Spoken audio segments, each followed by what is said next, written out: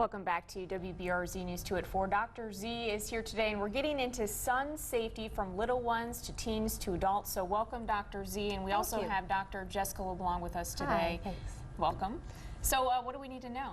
Well, there's not a lot we have to know, but there are some very specific things, and we're going to go over that. And I invited Dr. LeBlanc here today because she loves pediatric dermatology, and she has some little ones. She has her own children who actually, these are their clothes that they use, so I invited her to speak to us today specifically about how we can keep our kids safe in the sun.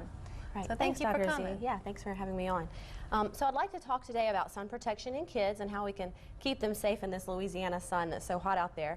Today's actually Melanoma Monday, which is a day set aside to raise awareness of skin cancer, especially the most deadly kind of skin cancer, melanoma.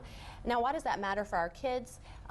It's actually been shown that your risk for melanoma can double if you've had more than 5 sunburns over your lifetime. And the younger those burns occur, the higher the risk goes. Right. And so it's important to start all of these protective measures early, both to decrease the risk and to just get them in the routine of doing these things every day. Are those are really severe sunburns or just any type of sunburn? Really any sunburn, but of course the more severe the sunburn, the higher the risk goes. So the more you stay protected, the less of the risk.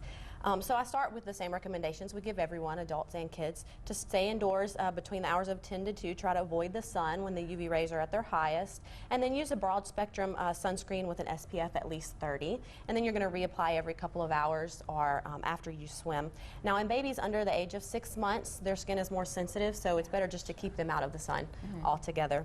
Absolutely. One thing I do love to recommend for all ages, babies on up, is sun protective clothing, including a wide-brimmed hat, sunglasses, and sun protective clothing, which actually has the sunscreen woven right into the fabric.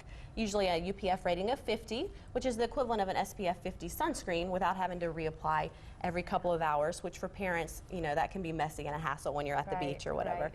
So I did bring, like she said, some of their own, my kids' clothing. This is just a wide-brimmed hat for my little 6-month-old boy that he wears. And then for my daughter, has one of these as well as one of these baseball-style hats that protects her ears and her neck.